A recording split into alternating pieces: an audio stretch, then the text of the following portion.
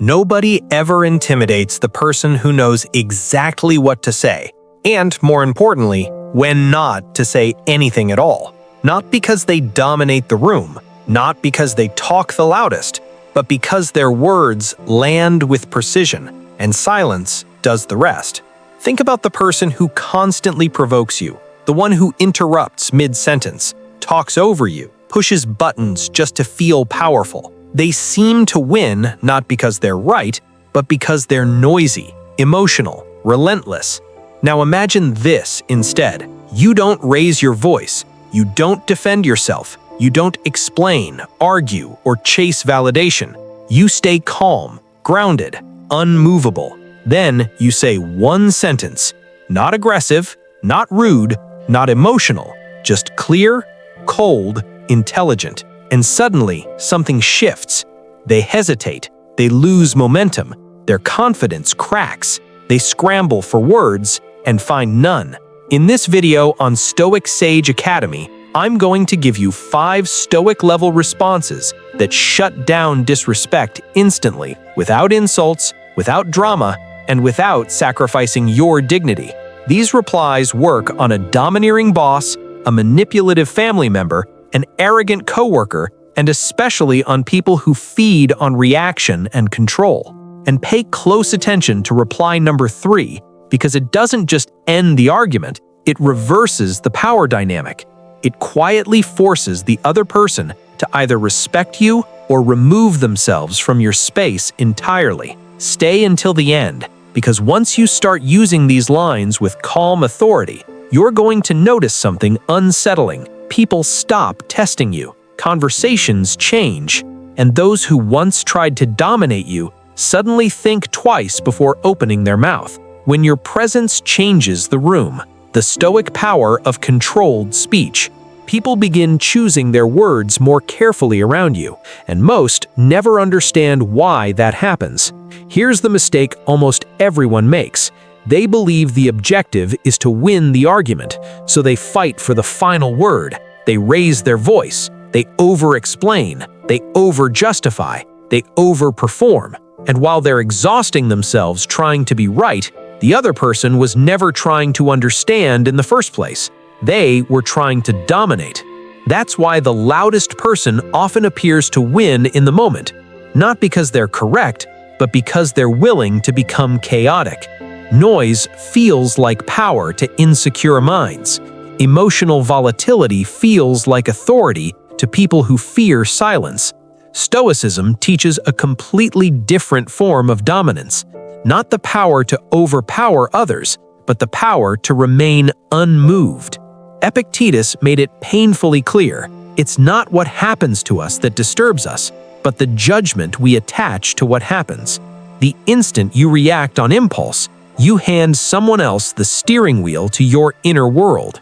Marcus Aurelius spoke of the ruling faculty, the core of your mind, remaining steady like a rock while waves crash endlessly against it. Seneca warned that anger is a short-lived madness, and madness always regrets its own words later. So understand this clearly. What follows are not clever comebacks, they are boundaries spoken aloud, controlled sentences designed to guard your dignity and expose disrespect, without aggression, without theatrics, and without sacrificing your peace. One thing before we begin. These replies only work if your tone matches your words. Delivered with rage, they turn into sarcasm. Delivered with fear, they turn into permission. The power lives in calm. The power lives in precision.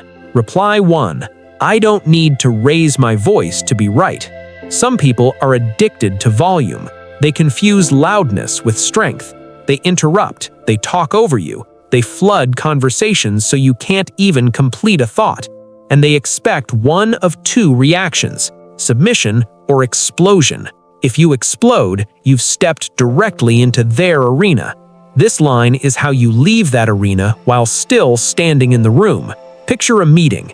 You're explaining an idea. Someone keeps cutting you off, increasing their volume as if sound alone makes them correct. Or imagine a family discussion that instantly turns into a shouting match. They're not seeking clarity, they're seeking control. You pause. Your posture stays relaxed, your face neutral. You look at them without hostility and say, calmly and clearly, "I don't need to raise my voice to be right." That sentence forces a comparison. It quietly invites everyone watching to notice the contrast between emotional noise and mental strength. It also sends a message: you can shout if you want, but I'm not following you down there. If they keep yelling after that, something interesting happens. They shrink, because now it's obvious the shouting isn't confidence. It's insecurity desperately wearing armor. Epictetus warned that the person who cannot govern their mouth becomes a servant to impulse.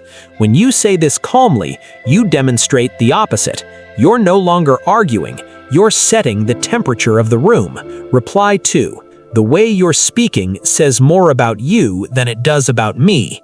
Some people don't attack ideas, they attack dignity, sarcasm, mockery, small humiliations disguised as jokes. Their goal is to make you feel small, so you either defend yourself or beg for approval. This line is a mirror. The way you're speaking says more about you than it does about me. Notice what you're not doing. You're not insulting them, you're not pleading, you're not proving your worth. You're refusing to absorb what was never yours to carry. Imagine someone makes a cutting remark in front of others. They want embarrassment. They want reaction. They want you off balance. Instead, you meet their gaze and deliver that sentence like a diagnosis, not a challenge. The insult loses oxygen, because insults only survive when the target accepts them. When you refuse, the insult reveals what it always was, a display of the speaker's inner state. Marcus Aurelius believed the best revenge was not to resemble the person who wronged you. This is that principle in action. You protect your character by refusing to let their ugliness pass through your voice. Here's the deeper Stoic truth. You cannot control what they say, but you control what you make it mean.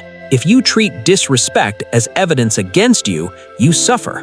If you see it as evidence of their inner chaos, you remain free. And freedom unsettles people who rely on control. Before moving forward, pause. Choose one of these two lines. Visualize the next moment you'll use it. Picture your tone, your face. Calm, steady. No hunger to win, only command. Reply 3. We can talk when we can do it with respect. This is the line manipulators despise. Some conversations aren't conversations, they're traps. The other person interrupts, twists your words, escalates emotion, and provokes reaction. Then, when you finally react, they accuse you of causing the chaos. That's a manipulation loop. Most people stay trapped because they believe leaving means losing. Manipulators count on that fear. An emotionally engaged target is easy to steer. This sentence breaks the loop instantly. We can talk when we can do it with respect. Say it as a boundary, not a plea, not please respect me, not why are you like this, just a clear condition. Imagine discussing something important.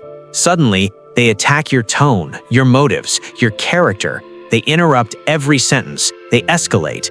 They want you chasing them for fairness. You stop. You breathe. You say the line. Now, watch carefully. The axis of the conversation shifts. It's no longer about the topic. It's about the minimum standard required for the topic to exist at all. This is exactly what Epictetus meant by controlling what you consent to. You're withdrawing consent from disrespect, and that's why manipulators hate it. If they continue disrespecting you, they expose themselves. If they calm down, they've entered your frame. Either way, you win without raising a fist. One warning: never over-explain this line. No speeches, no justifications. The power is in its simplicity. It's a locked door. You don't argue with someone at a locked door. You decide whether it opens. Reply 4. I'm not going to continue this conversation. There comes a moment when it's clear the other person isn't listening. They're not curious. They're not seeking understanding. They want to win, even if it costs your dignity, your energy, and your peace. Most people ignore this moment. They keep talking because they want justice. They want closure. They want the other person to finally get it. but you don't get closure from someone who feeds on conflict. This line is your clean exit. I'm not going to continue this conversation. Not aggressive, not dramatic, not apologetic. It doesn't ask permission. It doesn't negotiate. It ends the exchange. Imagine someone poking, baiting, pressing. You feel heat rising. You know if you stay 5 more minutes, you'll say something you regret. That's your signal. You stay calm. You say the line, and you disengage. Marcus Aurelius reminded himself daily that no one could harm his inner self without his consent. Seneca taught that true power is self-mastery. This is that mastery in motion. Walking away from toxicity isn't weakness, it's leadership over your attention. Your attention is currency, and when you spend it on chaos, you pay with peace. Reply 5. That's your view. I respect it, but I don't share it. Not every disagreement is with an enemy. Sometimes it's a friend, a coworker, a family member. They may even mean well, but they pressure, insist, and push their worldview onto you. And when you resist, they label it disrespect. This line holds ground without creating war. That's your view. I respect it, but I don't share it. It says, I heard you. It says, I'm not attacking you. And it says, I'm not moving. Picture someone pushing you toward a decision you don't want, or judging your life choices relentlessly. You could argue endlessly. You could surrender, or you could say this, slowly, calmly, without defensiveness. Here's the brilliance. It leaves nowhere to attack.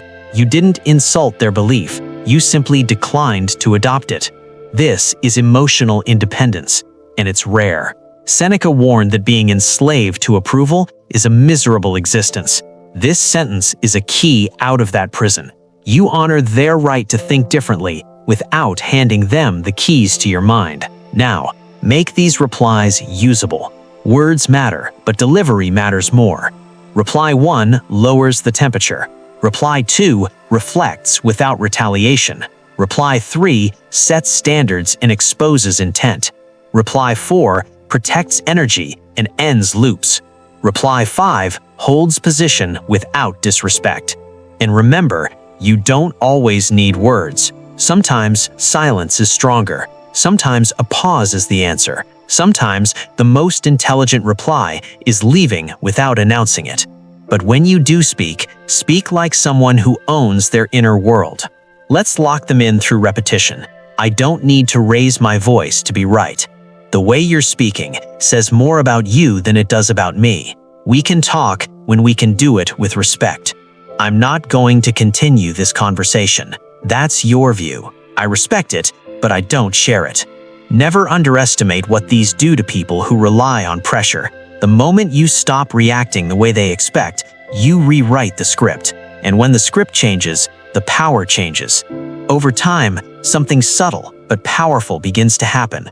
Without announcing it, without forcing it, people start approaching you differently. Not because you became louder, not because you became aggressive, but because you became unavailable to manipulation. You became someone with presence, someone with restraint, someone whose calm cannot be bought, rushed, or provoked. You stop reacting on command. You stop explaining yourself to chaos. And when that happens, the entire dynamic shifts.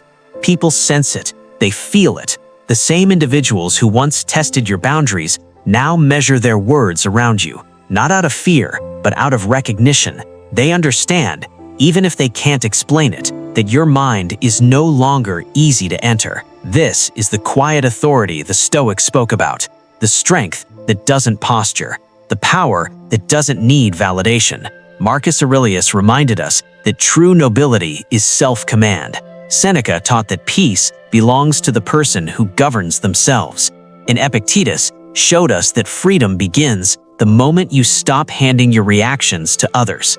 If this video sharpened your awareness, if it gave you language for boundaries you always felt but never articulated, subscribe to Stoic Sage Academy and turn on notifications, because your life changes when you build the daily habit of protecting your inner peace, strengthening your emotional discipline, and choosing clarity over chaos.